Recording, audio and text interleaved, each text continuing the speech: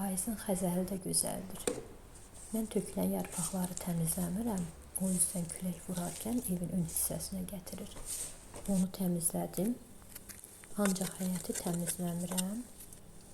Sizə də məsləhət bilmirəm ki, təmizləyəsiniz. Həm o qəşəng görünür, həm də yazda torpaq daha münbit, daha canlı olur.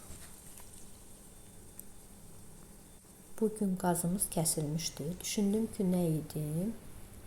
Dedim, aha, alternativ çöl ocağı.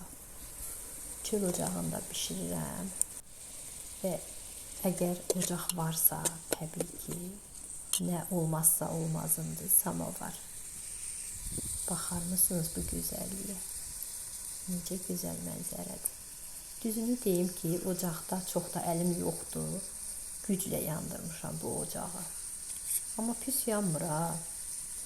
Görüləsi işlərimiz, planlarımız nə qədər çox olsa da, bəzən yavaşlamaq lazımdır. Bizim daha keyfiyyətli məhsuldar işləməyimiz üçün bu çox vacibdir.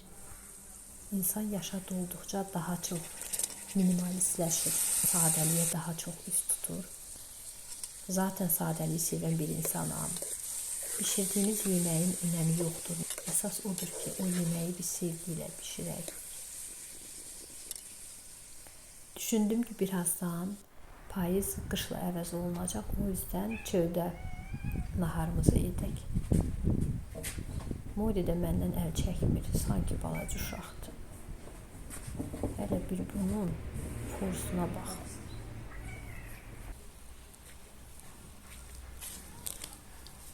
Yeməyimiz hazırdır. Pendirini də əlavə etdik. Bəh-bəh, çox dadlı. Ocaqda qalan kömürləri də samovara döktüm. Samovarımız isti qalsın, həm də kömür itkiyə getməsin. Bax belə, süfrəni də hazırladım. Bir qalıb nuş etməyimiz. Dəbdəbə sizin olsun, bu sadəlik mənim. Heç nəyə dəyişmərəm bu sadə süfrəmi, bu gözəl mənzərəni.